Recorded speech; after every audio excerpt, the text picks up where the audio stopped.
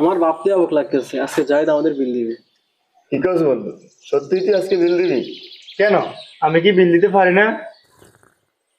না না, কেন পারবি না? আজ পর্যন্ত তোকে কেউ বিল দিতে দেখে নাই তো, এই কারণে সবাই আশ্চর্য হয়ে গেছে। তোদেরকে কোন জায়গায় খাওয়ালেও যে আমার নাম হবে এটা আমার ভালো করেই জানা আছে। এই জন্য আমি কখনো বিল দিই না। এই আমাদের সামিল কত হয়েছে? আপনাদের চায়ের বিল ৮০ টাকা হয়েছে। কি কাও এত কম বিল হয়েছে? তোরা কি খাইছস? দোকানদার সাহেব, এটা লিখিয়ে না, আমি আসি দিয়ে যাব। এই সামান্য চায়ের বিল দিতে তোর এত কাহিনী? আর যদি আমাদের চা খাওয়ার সময় পিছিয়ে পিছিয়ে আসে তখন তোর খবর আছে। এই তুই তোর ইনকামের টাকাগুলা কি করিস? আমি টাকা কি করি একদিন তোদেরকে সব খুলে বলবো। এখন কর। না রে বন্ধু, আজকে আমার মাদ্রাসায় কাজ আছে। ঠিক আছে, আসসালামু আলাইকুম। ওয়ালাইকুম আসসালাম ওয়া রাহমাতুল্লাহ।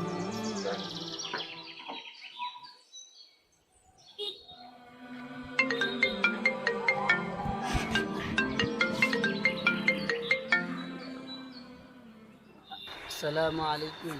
ওয়ালাইকুম আসসালাম। মাসুম, কি অবস্থা? ভালো আছেন ভাইয়া? ভালো আছি ভাইয়া।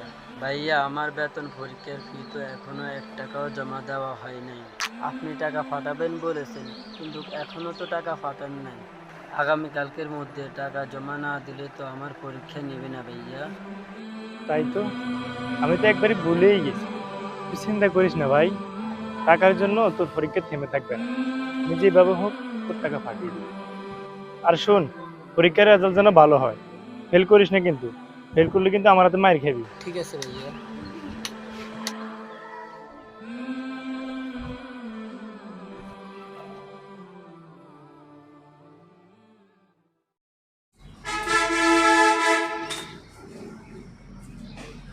আসসালামু আলাইকুম। ওয়ালাইকুম আসসালাম।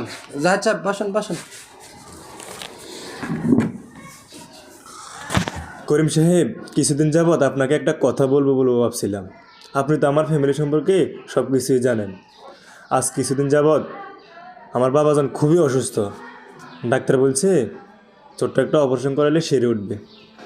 আপনার কাছে তো আমার 6 মাসের বেতন বাকি। যদি আমাকে কিছু টাকা দিতেন এই মুহূর্তে আমার অনেক উপকার হতো। জাহিদ সাহেব, এই প্রতিষ্ঠানের বেশিরভাগই এতিম গরিব ছাত্ররা পড়ালেখা করে। এলাকাবাসীর অনুদানে এই মাদ্রাসাটা কোনো মতেই চলে। যেহেতু আপনার দরকার, তাই আগামী মাসে আমি কিছু টাকা ম্যানেজ করে রাখবো। আপাতত ক্ষমা দৃষ্টিতে দেখবেন প্লিজ। আরে না না, সমস্যা নাই, আল্লাহ একটা না একটা ব্যবস্থা করবেই। ঠিক আছে, তাহলে আসি। আসসালামু আলাইকুম। ওয়ালাইকুম আসসালাম।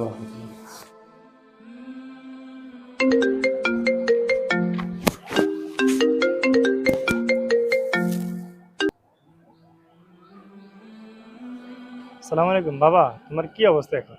বাবা, পেটের ব্যথা দিন দিন বেড়েই যাচ্ছে। মাঝে মধ্যে দম বন্ধ হয়ে আসে। টাকা পয়সা কিছু ম্যানেজ করতে পারলে বাবা। বাবা, তুমি একদমই চিন্তা করো না, ডাক্তারের সাথে আমার কথা হয়েছে। অল্প কিছুদিনের মধ্যে তোমার অপারেশনের ব্যবস্থা করতেছে। আর শোনো, ঠিক মতো ওষুধ খেও, নিজের দিকে খেয়াল রাখিও। আমি এখন রাখছি। আসসালামু আলাইকুম।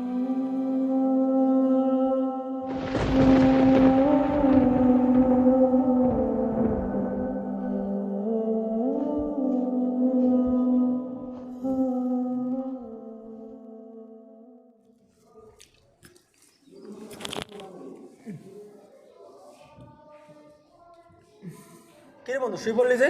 খাইবি না? না রে বন্ধু, আমার খিদে নেই। এত টাকা কিভাবে ম্যানেজ করব, কিছুই তো মাথায় আসতেছে না। টিউশনের টাকা তো দিয়েই দিছি, টাকা দ্বারা চাইলে কি দিবে?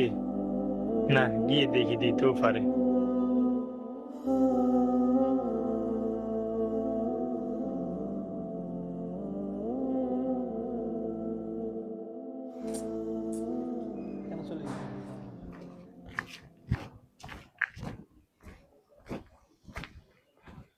আশরাফুল, আশরাফুল, আশরাফুল, গেটটা খোলো।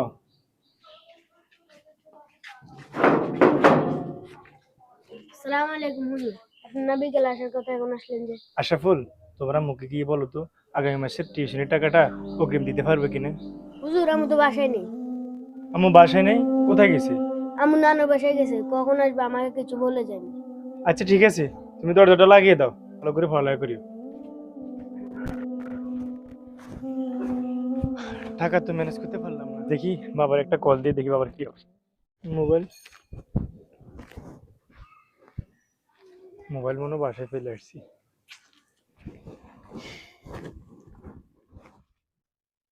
মোবাইল তো এখানেই রাখলাম, কই গেল?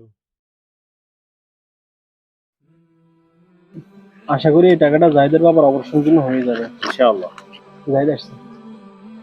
তোরা এখানে, তোদেরকে পুরো বাসা তন্ন তন্ন করে খুঁজছি, আর তোরা কি আমার ফোনটা পাইছস? পেয়েছি, তোর বাবা কল দিয়েছিল। বাবা ফোন দিছে? কোনো সমস্যা কিছু বলছে? হ্যাঁ বলছে, তুই যখন মোবাইল খাটের উপরে রেখে চলে গেলি। ফোন রাখি গেছি। আসসালামু আলাইকুম। বাবা তুই কোথায়? আমার অপারেশনের জন্য তোকে আর কষ্ট করে টাকা ম্যানেজ করতে হবে না, ব্যথা দম বন্ধ হয়ে আসতেছে। কি বলছেন আঙ্কেল?